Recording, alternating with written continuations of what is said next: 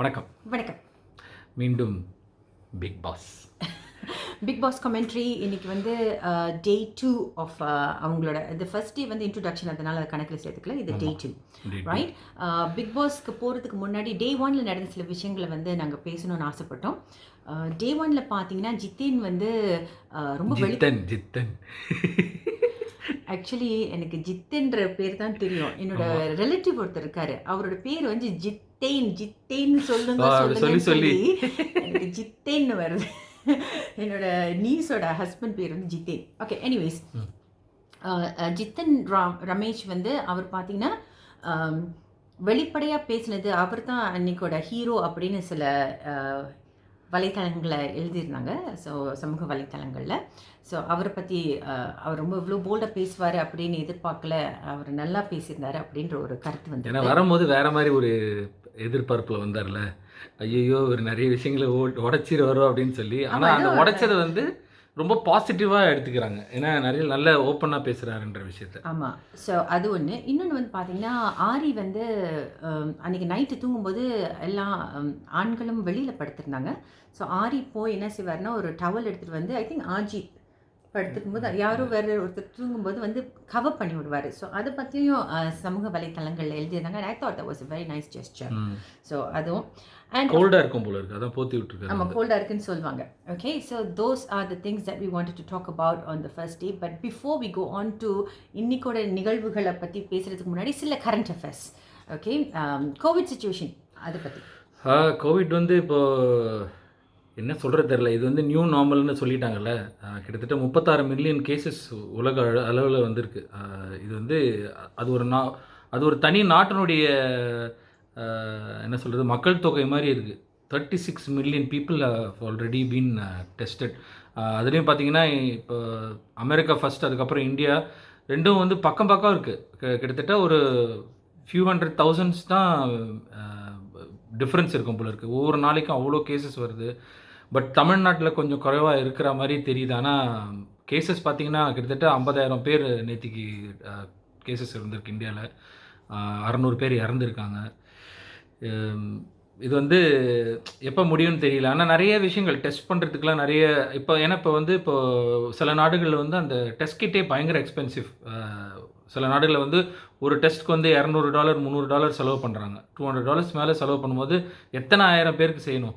So இதுக்கு வந்து இந்தியாவில் நான் படித்த நியூஸில் வந்து இந்தியாவில் வந்து ஏதோ பேப்பர்லேயே வந்து செய்கிற மாதிரி, ஏதோ சீப்பாக வர மாதிரி ஏதோ செய்கிறாங்க. நான் ஒன்று படித்தேன், ஏர்போர்ட்லலாம் வந்து $10 வந்து டெஸ்ட் பண்ணுறாங்க. அப்படி நெகட்டிவ்னா நீங்கள் வந்து குவாரண்டைன் தேவையில்லை அப்படின்ற சில விஷயங்களும் இருக்குது.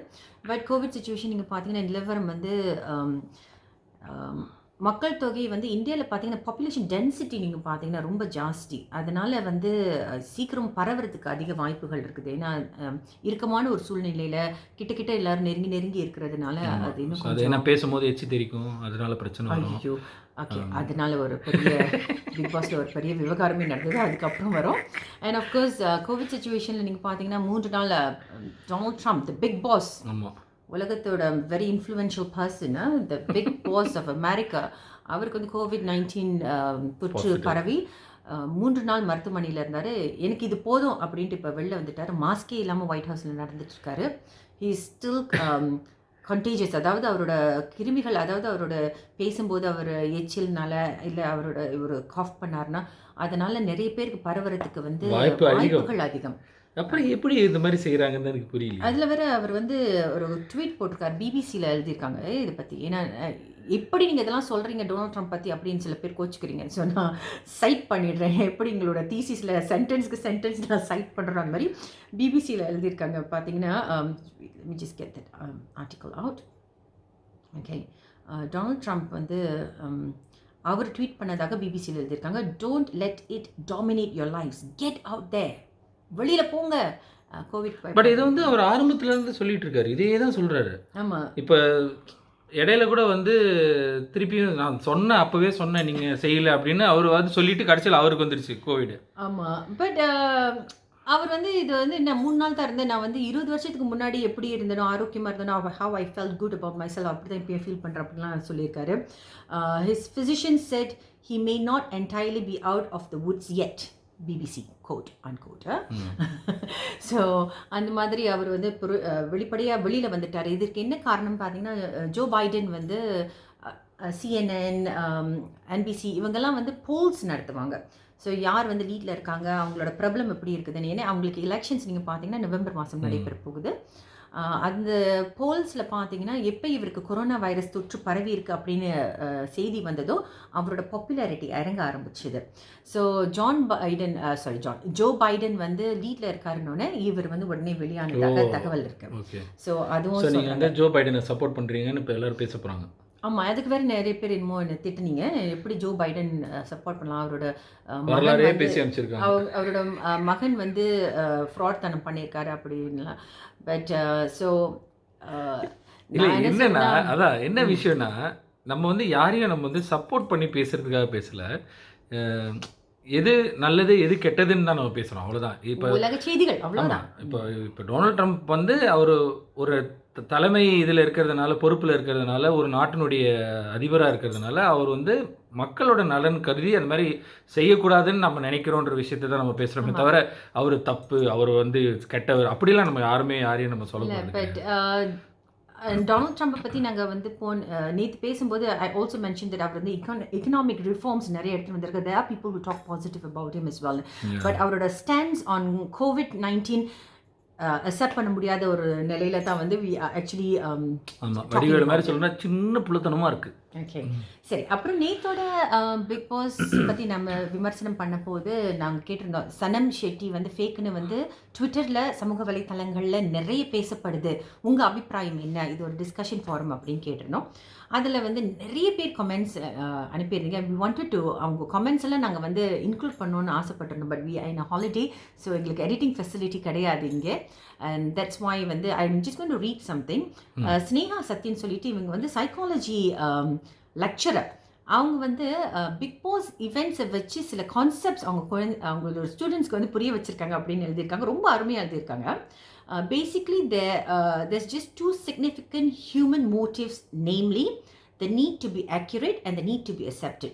Need to be accurate-னா நீங்களாக இருக்கிறது, இந்த ஒரு ட்ராமாவும் இல்லாமல் உண்மையை பேசுறது அப்படிப்பட்டது. the need to be accepted, நான் நீங்கள் என்ன ஏற்றுக்கணும் அப்படின்ற ஒரு நிலைமை வரும்போது தான் நீங்களாக இல்லாமல் மற்றவர்களோட இந்த குட் புக்ஸில் சேர்றதுக்கு முயற்சி பண்ணுறது. நான் சொன்னேன் பீங் இந்த குட் புக்ஸ்னு, அந்த மாதிரி ஒரு முயற்சி. ஸோ சனம் அவங்களோட என்தூசியாசம், அவங்களோட ஆர்வம் வந்து தப்பாகவும் பீப்புள் கேன் டீகோட் இட் அப்படின்றத வந்து ஸ்னேகா சத்யன் ரொம்ப பிரமாதமாக எழுதியிருந்தாங்க. எங்களோட கமெண்ட்ஸ் நீங்கள் போய் ஃபுல் கமெண்ட்ஸ் நீங்கள் படிக்கலாம்.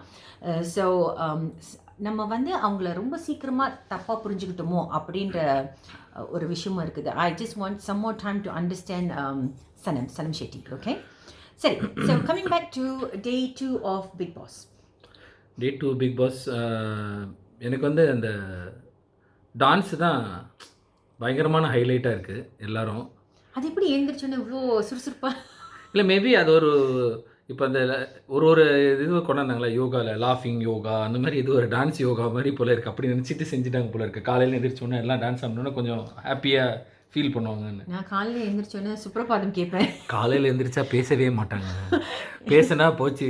இல்லை, எப்படி குத்துப்பாட்டோட அவங்க டே ஆரம்பிக்கிறாங்க. பட் என்ன, ஓகே, இது எங்களோட தனிப்பட்ட அபிப்பிராயம். இந்த டான்ஸிங் வந்து ஐ ஃபீல் என்னால் நிச்சயம் அதெல்லாம் பண்ண முடியாது. மேபி பிகாஸ் எனக்கு டான்ஸ் வராது, அதனால் இருக்கலாம். But I must say the females R dancing really well. ரொம்ப அருமையாக டான்ஸ் ஆடுறாங்க. ஆண்கள் வந்து நல்லா ஆடலைன்னு சொல்லலை, பட் ஆண்களை விட பெண்களோட ஸ்டெப்ஸு மூவ்மெண்ட்ஸ் இட்ஸ் ஆக்சுவலாக வந்து வரிசையாக எல்லா பிக் பாஸ்லேயுமே வந்து அந்த பெண்களோட டான்ஸ் தான் ஃப்ரண்ட்டில் இருப்பாங்க எல்லாருமே. ஈவன் நம்ம அப்படி கிடையாது. விஜய் டிவி கரெக்டாக பெண்களை தான் வந்து ஃபோக்கஸ் பண்ணி எடிட் பண்ணி அந்த கேமரா க்ரூவில் நினைக்கிறேன், அந்த டெக்னிக்கல் க்ரூவில் வந்து முக்கால்வாசி எல்லா ஆண்கள் தானே, எல்லா ஃபீமேல்ஸை தான் ஃபோக்கஸ் பண்ணுறாங்க. ஆனால் பெஸ்ட்டு வந்து நிஷா டான்ஸ் ஆடுறது தான். அவங்க பெட்லேருந்தே அப்படி இப்படி பண்ணாங்க பார்த்தீங்களா. யா, ஸோ அந்த டான்ஸிங் அண்ட் அஃப்கோர்ஸ் நேத்தோட நிகழ்ச்சியில் பார்த்தீங்கன்னா அந்த ஹார்ட் முத்திரை குத்துறது வந்து இன்னும் கண்டினியூ ஆச்சு. அண்ட் அனிதா வந்து நிஷா அவங்க அம்மா மாதிரி அப்படின்னு சொன்னாங்க. ஏன்னா அவங்க அம்மா வந்து சரும நிறம் வந்து ஒரே மாதிரி இருக்கும், அதனால அவங்க வந்து ரொம்ப அஃபெக்ட் ஆனவங்க அப்படின்னு சொல்லியிருந்தாங்க. So she feels that mother should be more like Nisha, embrace her skin colour அப்படின்னு. அவங்களோட சரும நிறத்தை வந்து அவங்க ஏற்றுக்கணும் அப்படின்னு. நான்லாம் வந்து தொலைக்காட்சி நிகழ்ச்சியிலலாம் மேக்கப் போட போனேன்னா வந்து எப்போதுமே சொல்வேன், என்னோட ஸ்கின் கலர் மேட்ச் பண்ணுங்கன்னு. எப்போதுமே உங்களை பிரைட்டாக காட்டுறதுக்கு கொஞ்சம் கலர் ஃபவுண்டேஷன்லாம் வந்து கொஞ்சம் கம்மி அதாவது லைட்டர் கலர் உங்களுக்கு போடுவாங்க. I always tell them don't. ஏன்னா ஐ திங்க் இது என்ன இதோட ப்ராப்ளம் பார்த்தனா யுகி, ஐ திங்க் நம்மளோட மீடியாவில் வந்து எப்போதுமே we show a lot of fair skin people தான். ரொம்ப ஃபேராக உள்ளவங்கள தான் வந்து அட்வர்டைஸ்மெண்ட்டாக இருக்கட்டும், ஒரு என்ன பப்ளிசிட்டி மெட்டீரியல் ஒரு படமாக இருக்கட்டும், நீங்கள் பார்த்தீங்கன்னா இந்த ஃபேரான ஒரு காலகட்டத்தில் வந்து சரிதா, ஜீவிதா இவங்கெல்லாம் இருந்தாங்க. இப்போ உள்ள காலகட்டத்தில் நீங்கள் பார்த்தீங்கன்னா தமன்னா, ஒரு நயன்தாரா கூட நீங்கள் பார்த்தீங்கன்னா she's looking so fair now. So அந்த கான்செப்ட் நமக்கு இந்தியாவில் வந்து இந்த ஸ்கின் பிரைட்டனிங் இண்டஸ்ட்ரி வந்து பில்லியன்ஸ் ஆஃப் டாலர்ஸ். அதான் சொல்ல வந்தேன், இருக்கிற ஒயிட்டாக இருக்கிறது பார்த்தாம இன்னொரு ஒயிட் ஆக்கிக்கிறாங்க வேற. ஸோ அது வந்து நம்மளோட நம்ம அந்த I think we are brought up in such a way that you want to look fairer. It is okay to want to look fairer அப்படின்ற மாதிரி. But I think we should embrace our color. Color வந்து it's given. இது வந்து actually உங்களுக்கு protection. those who have got more melanin in your body, உங்களுக்கு கேன்சர்லேருந்து skin கேன்சர்லேருந்து protection ஜாஸ்தி இருக்கும். And ரொம்ப சீக்கிரம் வந்து சுருக்கங்கள்லாம் வராது முகத்தில் and all that. So embrace the skin color. That's something. Okay, so we spoke about dancing. இப்போ வந்து அந்த கச்சமுச்சா அது வந்து எனக்கு உண்மையிலே வந்து சுரேஷ் அண்ணா சொன்னது வந்து எனக்கு ஒன்றும் அது நான் பார்த்த வரைக்கும் தப்பாக எனக்கு ஒன்றுமே தெரியல. ஏன்னா அவர் வந்து ஒரு ஜோக் மாதிரி ஏன்னா அவர் அப்ரிஷியேட் தான் பண்ணிட்டு இருந்தார். 2 தடவை பேச வச்சது காரணம் வந்து அந்த பொண்ணு வந்து இன்ஃபேக்ட் அவர் உள்ள டாய்லெட்டில் போய் பேசும்போது கூட சொல்லுவார், என்னால் வரிசையாக என்னால் 2 லைன் கூட கோர்வையாக என்னால் தமிழில் பேச முடியாது, அந்த மாதிரி பேசுகிற தமிழ் இவங்களை செய்தி வாசிப்பாளர்கள் வந்து ஹேட்ஸ் ஆஃப் அப்படின்னு சொல்லுவார். உண்மையிலே எனக்கும் வந்து அப்படி தான். இப்போ நாங்கள் 2 பேர் நிகழ்ச்சி படைக்கும் போது கூட பார்த்தீங்கன்னா அதிகமாக பேசக்கூடிய வரியெல்லாம் வந்து அங்கே கொடுத்துருவேன். இந்த பேர் மார்க்கு அந்த வின்னர்ஸ் அப்படின்னு சொல்கிறது மட்டும் நான் எடுத்துப்பேன். நீங்கள் போய் சூப்பர் சிங்கரோட பார்த்தீங்கன்னா 70% 80% இருக்கும் டாக்கிங், அங்கே தான் இருக்கும். நான் 20% தான் இருப்பேன். அப்பப்போ அப்படி இப்படி பேசுவோம், அவ்வளோதான். என்னாலே அந்த மாதிரி பேச முடியாது. உண்மைதான், கலாய்க்கிறதுனா பேசுவாங்க, மணிக்கணக்கில் அது பேச முடியும். இப்போ இந்த மாதிரி ஏதோ ஒன்று சும்மா ஏதோ பேசுகிற மாதிரினா ஓகே, ஒரு ஸ்கிரிப்டெல்லாம் பேசுறது தான் ரொம்ப கஷ்டம். பட் அந்த பொண்ணு அந்த மாதிரி பேசுனது வந்து அவர் அப்ரிஷியேட் பண்ணி தான் பேசுகிற மாதிரி எனக்கு தோணுச்சு. அதை வந்து கொஞ்சம் லைட்டாக அந்த பொண்ணு அதோட வயசு போல் இருக்குது, அது மெச்சூரிட்டி இல்லை. அது ரொம்ப சீக்கிரம் அதுக்கு வந்து அஃபெக்ட் பண்ணி இவங்க சொல்லுவாங்க ரேகா, அது சின்ன பொண்ணு, அதுக்கு வந்து அதை வந்து சீக்கிரமாக சென்சிட்டிவாக எடுத்துக்கிச்சு, நீங்கள் கொஞ்சம் வயசானவர், ஐயோ நான் எஃபெக்டே ஆகலையே அப்படின்னு சொல்லுவார் சுரேஷ். ஆமாம், ஆக்சுவலி அந்த பொண்ணு கொஞ்சம் ரொம்ப சென்சிட்டிவ் ஆகிட்டா அந்த நேரத்தில். அவள் நல்லா பேசினா அண்ட் ஆல் தட், அது வரைக்கும் நல்லா இருந்த அவள் வந்து சென்சிட்டிவ் ஆனனால அந்த கோவம் அவளுக்கு வந்து நிறுத்த முடியல, அவளால பேசுறது. அது சொல்றேன்ல, நான் ராத்திரி பூரா தூங்கல, எனக்கு மைண்ட்லேயே இருந்திருக்கு அந்த பொண்ணுக்கு. ஸோ அந்த பிரச்சனையை வந்து ராத்திரியே முடிச்சிருந்தா கூட முடிஞ்சிருக்கும் போல இருக்கு. அது அப்படியே எடுத்துட்டு வந்து காலையில் வரைக்கும் கொண்டு வந்து அவர் திருப்பி பண்ணும்போது பட்டாரன்னு வந்துருச்சு அது. ஆமாம், ஸோ அந்த பொண்ணு வந்து ரொம்ப சென்சிட்டிவ்ன்றது இது மட்டும் தெரியுது. அண்ட் சுரேஷ் சக்கரவர்த்தி வந்து சொன்னதில் வந்து தப்பு இல்லைன்னு எனக்கு தோணுது. அஃப்கோர்ஸ் ஹி இன்சினுவேட்டட், இன்னொரு செய்தி வாசிப்பாளர் கொஞ்சம் கிண்டல் அடித்து தான் பேசினார். அவங்க யாருன்னு வந்து நிறைய பேரால் யூகிக்க முடியும். அது வந்து அவர் வந்து தப்பாக இருக்குதோ இல்லையோ, அது வந்து அதுக்கு அப்பாற்பட்டது. பட் இந்த அனிதா அண்ட் சுரேஷ் சக்கரவர்த்தியோட இன்சிடென்ட்டை பார்க்கும்போது அவர் சொல்லாதது இந்த பொண்ணு வந்து சொன்னதா அவள் மைண்டில் ஏற்றிக்கிட்டான். ஸோ ஸ்ட்ராங்லி அவர் அது சொல்லியிருக்காருன்றதை வந்து ஏற்றிக்கிட்டா. எங்களுக்கு வந்து ஃபுட்டேஜ் படி நீங்கள் பார்த்தீங்கன்னா அவர் சொல்லலை. ஸோ அவள் மைண்டில் நைட்டு ஃபுல்லாக அவள் யோசிக்கும் போது எப்படி இவர் சொன்னார் அவள் வந்து அதை நம்புறான். அதனால் அவளுக்கு வந்து ஷி ஸோ சென்சிட்டிவ், நீங்கள் எப்படி இந்த மாதிரி சொல்லலாம் அப்படின்றது. ஆனால் அவர் வந்து நம்ம பார்த்த ஃபுட்டேஜ் வரைக்கும் அந்த சொல்லலை. அதாவது எல்லா செய்தி வாசிப்பாளர்களும் பேசும்போது எக்ஸாம்பிள் மாதிரி தானே. இப்போ என்கிட்ட யாராவது வந்து சொல்லும் போது, சார் சில பேர் பாடும்போது அப்படியே ஐயோ அப்படி இருக்கும்னா என்ன சொல்கிற மாதிரி இல்லையே, சில பேர் என்ன சொல்கிறார், அவரை சில வாசிப்பாளர் வந்து செய்தி வாசிப்பாளர் பண்ணும்போது எச்சி தெரிக்குங்க அப்படின்னு சில வேற யாரையும் தான் சொன்னார். அதுவும் குறிப்பாக அந்த வணக்கம்ன்ற வார்த்தை சொல்லும்போது அப்படின்னு.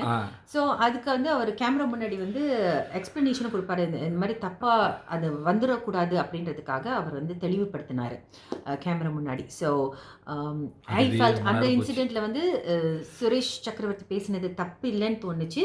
இந்த பொண்ணு வந்து கொஞ்சம் சென்சிட்டிவ் ஆயிட்டா அப்படின்னு நான் ஃபீல் பண்ணேன். அதுதான் விஷயம். பட் என்னென்னா அவள் எஃபெக்ட் ஆனதுனால அவர் அது சொன்னதாக அவளுக்கு மனசில் பதிவாயிடுச்சு. ஸோ அவளையும் தப்பாக குறை சொல்ல முடியாது. Because she's young girl and she's ஒரு நைட் ஃபுல்லாக தூங்காமல் அவள் யோசிச்சிருக்கானா அவளை எவ்வளோ எஃபெக்ட் பண்ணியிருக்குன்னு பாருங்கள். So that's one thing wanted to talk about. And நாங்கள் வந்து இன்சர்ட்ஸ்லாம் ஒன்றும் போட போகிறதில்ல. Because we have no opportunity to edit our content. அதனால் நீங்கள் வந்து அந்த இன்சர்ட்ஸ்லாம் நாங்கள் எதிர்பார்க்காதீங்க. நீங்கள் வந்து ப்ரோக்ராம் பார்த்து நீங்கள் தெரிஞ்சுக்கலாம். ஓகே. அமைதி இல்லாத நேரத்திலே அந்த ஆண்டவன் என்னை ஏன் படைத்து விட்டான். இந்த பாட்டு கேட்டோன்னே ஏதாவது ஞாபகம் ரேகா பாடுனாங்க. இல்லை, நல்லா பாடினாங்க. அவங்க வந்து ஒரு சிங்கராக கேட்கும்போது அவங்க ஸ்ருதியெல்லாம் இருக்குது அவங்களுக்கு ஓகே. என்ன கொஞ்சம் டியூன் வந்து லைட்டாக ரீமிக்ஸ் பண்ணிட்டாங்க. நல்ல வேலை அஜித் வந்து காப்பாற்றிட்டான். அந்த பொடியை வந்து நல்லா பாடுறான் சும்மா சொல்லக்கூடாது. அவன் திடீர்னு பாட வச்சுட்டாங்க போல. அவனுக்கு வந்து கொஞ்சம் வந்து சொன்னோன்னே நான் நினச்சேன் அந்த பையன் பாட ஆரம்பிக்கும் யூஸ் ஐயோ லிரிக்ஸ் கரெக்டாக பாடணும். அந்த வயசில் அவன் லிரிக்ஸ் எல்லாம் கரெக்டாக பாடினான். நிம்மதி எழுந்தேன் நான் எழுதேன் சான்ஸே இல்லை, நல்லா பாடுறான். ஆமாம், நல்லா பாடினார் அஜித். அண்ட் அதில் என்னென்னு பார்த்தீங்கன்னா அவர் பாடி முடித்த பிறகு ரேகா வந்து அவர் செல்லும் கொஞ்சம் கிஸ் பண்ணுவாங்க. ஸோ அது என்னென்னு பார்த்தீங்கன்னா அதுக்கு முதல் நாள் வந்து அந்த பையன் வந்து ரேகா நீங்கள் வந்து அவங்க வந்து கொஞ்சம் ரொம்ப ரூடாக பேசுகிற மாதிரி இருக்குன்னு சொல்லி இந்த ப்ரோக்கன் ஹார்ட் ஸ்டாம்ப் கொடுப்பான் அந்த பையன்.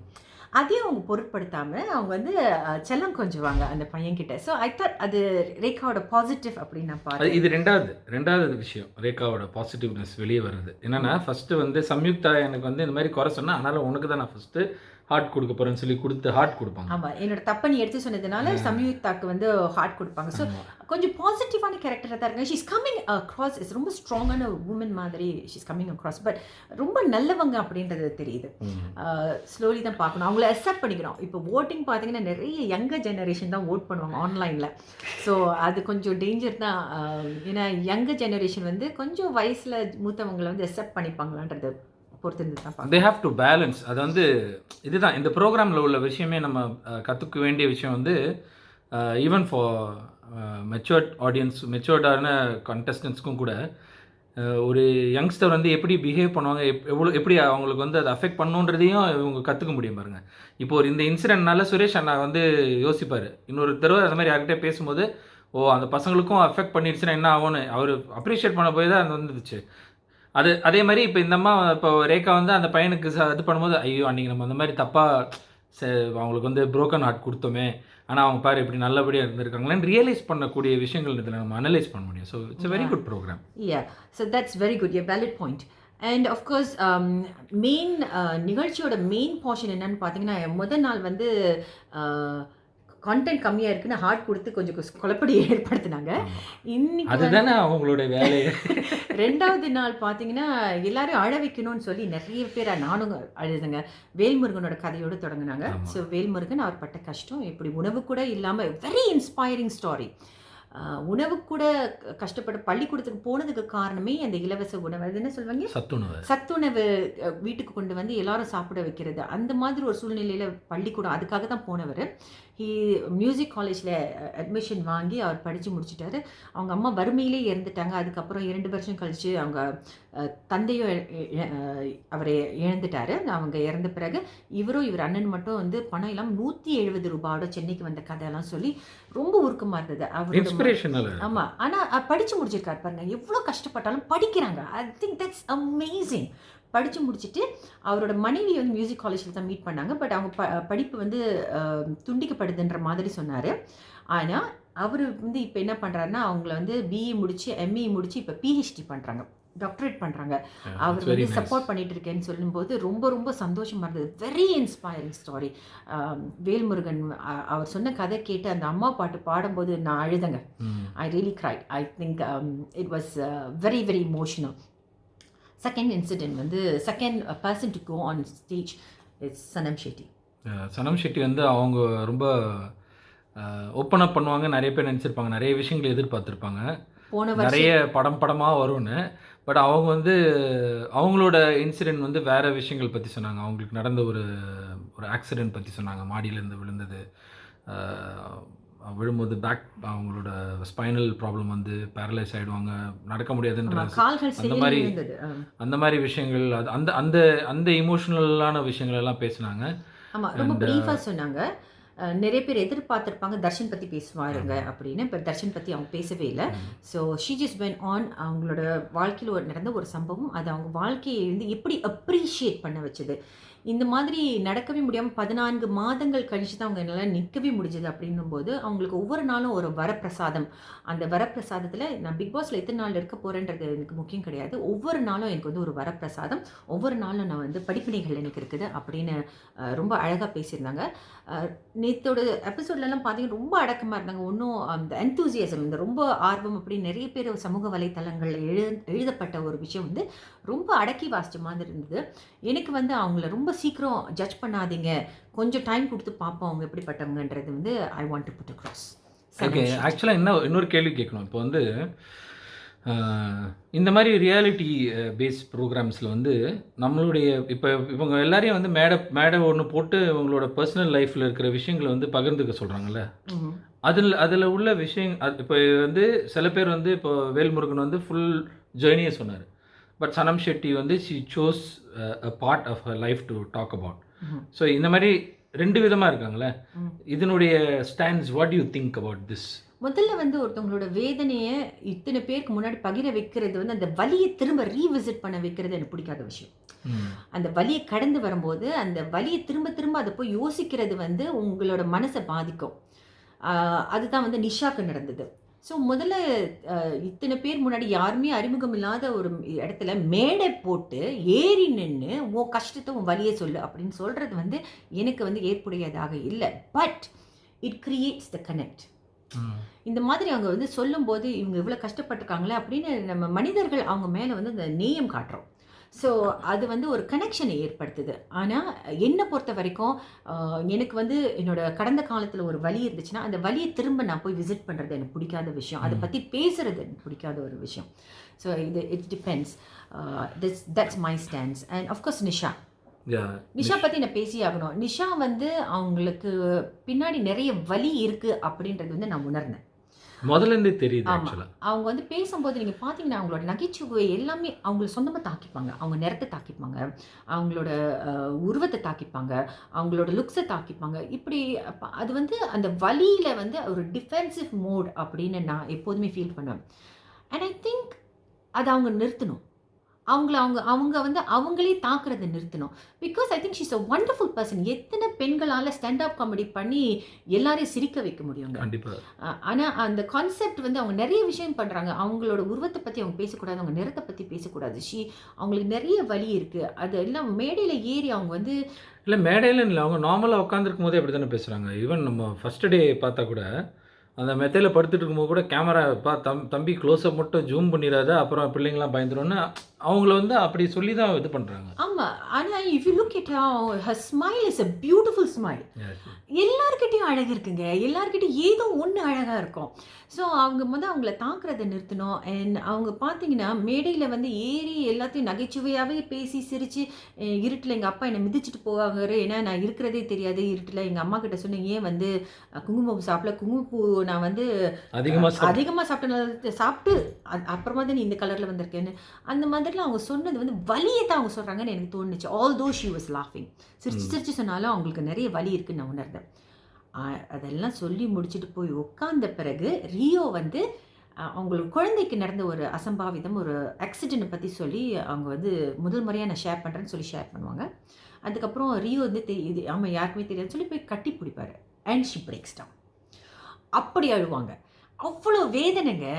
சிரிச்சிட்டு இருக்கவங்க எல்லார் வாழ்க்கையிலும் சந்தோஷம் இருக்குன்றது கிடையாது. சந்தோஷமாக காட்டிக்கிறவங்க எல்லாருக்குமே வந்து சவால்கள் என்னன்னு நினச்சிருக்கக்கூடாது. நம்ம இவங்க எல்லாருக்குமே சவால்கள் இருக்குது. ஸோ இந்த பிக் பாஸ் வந்து ஐ திங்க் நம்ம சும்மா பார்த்துட்டு கமெண்ட் அடிக்கிறத விட்டு அதில் நிறைய படிப்பினைகள் இருக்குது, ரிஃப்ளெக்ட் பண்ணணும். ஸோ ஒருத்தவங்க வந்து அவங்களே கிண்டல் அடித்து பேசிக்கிறாங்க, நம்ம வந்து ஒரு தடவை 2 தடவை சிரிக்கிறோன்னா I think we should not encourage them to continue putting themselves down. நம்மளே நம்ம தாக்கம் லோவாக நினச்சிக்க கூடாது அப்படின்ற ஒரு விஷயமும் I want to share. So that's all. And நேத்தோட பார்த்தீங்கன்னா கண்ணீர் கதை, நிறைய சோகம். நிஷா அழும்போது நானும் தேம்பி அழுதேன். ஸோ எனக்கு வந்து இமோஷனலாக சீன் படத்தில் பார்த்தாலே அழுவேன். அந்த மாதிரி நான் வீட்டில் சொல்லுவாங்க கண்ணில் டேப் வச்சுருக்கேன்னு. ஸோ நான் நிறைய அழுதேன் நேற்று வந்து அழுகை எபிசோட். ஆமாம், அழுகை எபிசோட். ஆனால் இப்போ எப்படின்னா ஃபஸ்ட்டு 2-3 நாள்லேயே ஆரம்பிச்சிட்டாங்க. ஃபஸ்ட்டு என்ன இதயத்தை உடைப்பது பற்றி பேசி ஃபஸ்ட்டு நாள், அடுத்த நாள் இப்போ அழ வச்சுட்டாங்க. இதுக்கு அடுத்து என்ன பண்ண போகிறான்னு தெரில. இப்போ இந்த டாஸ்க்லாம் ஃபிசிக்கல் டாஸ்க் ஆரம்பிப்பாங்கன்னு நினைக்கிறேன். ஃபிசிக்கல் டாஸ்க் ஆரம்பிக்கும் போது தான் நிறைய விஷயங்கள் இருக்குது. என்ன மாதிரி நிறைய பேர் கஷ்டப்படக்கூடிய வாய்ப்புகள்லாம் இருக்கும். அண்ணா சுரேஷ் அண்ணா நல்லா இருக்காரு. ஸோ அதை நம்ம பொறுத்து தான் பார்க்கணும். பிஃபோர் வி சைன் ஆஃப் டே, ஷிவானிக்கு வந்து நீங்கள் பார்த்தீங்கன்னா ஆரி, பாலா, சோம் இவங்க எல்லாருமே வந்து அந்த பொண்ணோட மனசு கொஞ்சம் உற்சாகப்படுத்துறாங்க. நான் ரொம்ப ஃபீல் பண்ணேன். அது 19 வயசு பொண்ணு, எல்லாரும் முதல் நாளே கார்னர் பண்ணுறாங்களோ அப்படின்னு ரொம்ப அந்த அவங்க வந்து எப்படிப்பட்டவங்க, இன்ஸ்டாகிராமில் என்ன இதெல்லாம் எனக்கு ஒன்றுமே தெரியாது. பட் அந்த பொண்ணு 19 வயசு பொண்ணை வந்து எல்லாரும் இந்த மாதிரி ப்ரோக்கன் ஹார்ட் கொடுக்கும்போது I felt very sorry for her. And எனக்கு ரொம்ப சந்தோஷமாக இருந்தது. நீங்கள் பார்த்தீங்கன்னா ஆரி, பாலா, சோம் இவங்கெல்லாம் அவங்க அந்த பொண்ணுக்கிட்ட போய் உற்சாகப்படுத்தி அவங்கள வந்து கவலைப்படாதுன்னு சொன்னது வந்து ரொம்ப நல்லா இருந்தது. இல்லை, அந்த வே தே brought it, அந்த அந்த அந்த அந்த வெளியில் சிட் அவுட்டில் உட்காந்து பேசுனது வந்து ஆரி ரொம்ப நல்லா எக்ஸ்பிளைன் பண்ணுவாப்ல அந்த பொண்ணுக்கிட்ட. நீ வந்து அம்மா உன்னை பார்த்துட்டு இருப்பாங்க, நீ எதுக்கு உள்ளே வந்த, நீ எதுக்கு 4 மணிக்கு வீடியோ போடுற அப்படின்னு சொல்லும்போது நான் இல்லை அப்படின்னு அந்த பொண்ணு எக்ஸ்பிளைன். அப்போ இதெல்லாம் இருக்குல்ல, ஏன் இதை நீ கேம் விளையாடி, ஏன் வந்து இதாக ஷைலாம், நீ ஷைன்னு உன் கூட பழகணும், உனக்கு தெரியும். இவருக்கெல்லாம் நம்ம புரிய வைக்க தேவையில்லை. நீ என்ன அடித்து காலி பண்ணிட்டு கூட நீ ஜெயிக்கலாம், இவரை காலி பண்ணிட்டு ஜெயிக்கலாம். It was very nice. அப்புறம் பாலா வந்து வெயிட் தூக்கி பாவம் அந்த பொண்ணு ஃபாஸ்ட்டாக இந்த அம்மா சொல்கிற மாதிரி ஐயோ இவங்க கூட நடக்க முடியாது அப்பா சாமி. ஸோ இன்டர்மீடியட் ஃபாஸ்டிங் பார்த்தீங்கன்னா நேற்று ஹாலிடே நான் கரெக்டாக ஆரம்பித்தேன். 5 மணியோட டின்னர்லாம் முடிச்சிட்டேன். ஆனால் அந்த ஒரு 9 o'clock இவங்களாம் ஸ்விம்மிங் போயிட்டு வந்துட்டு பிட்ஸா ஆர்டர் பண்ணாங்களா. இல்லை அதுவும் ஓகே தான். சீஸ் பிட்ஸா ஒரு ஸ்லைஸ், ஒரு ஸ்லைஸ்ல 2 ஸ்லைஸ்ல 3 ஸ்லைஸ். நான் ஒன்று தானே பார்த்தேன், 3 ஸ்லைஸ் சாப்பிட்டேங்க. ஸோ இன்டர்மிட்டன்ட் ஃபாஸ்டிங் வந்து ஃபாஸ்டிங் ஆயிடுச்சு. ஸோ அதை பற்றி நான் உங்களுக்கு சொல்கிறேன். நான் வெயிட் பண்ணுற மாதிரி இல்லை, இந்த ஹாலிடே முடிச்சுட்டு சொல்கிறேன். அண்ட் அஃப்கோர்ஸ் நீங்கள் பார்த்தீங்கன்னா இது வந்து சும்மா பிக் பாஸ் நிகழ்ச்சியோட கமெண்ட்ரி. நாங்கள் வந்து இவங்க நல்லவங்க இவங்க கெட்டவங்க நாங்கள் சொல்கிறதுக்காக இங்கே வரல. திரையில் நமக்கு விஜய் டிவி என்ன காட்டுறாங்களோ அதை வச்சு எங்களோட கமெண்ட்ரி கொடுக்குறோம். ஸோ யார் மனசையும் புண்படுத்துறதுக்காக இல்லை. And of course today Darshan's birthday and we are very happy. நீங்களும் சந்தோஷமாக இருங்க. Choose to be happy, spread cheer, spread joy. நன்றி, வணக்கம், பாய்.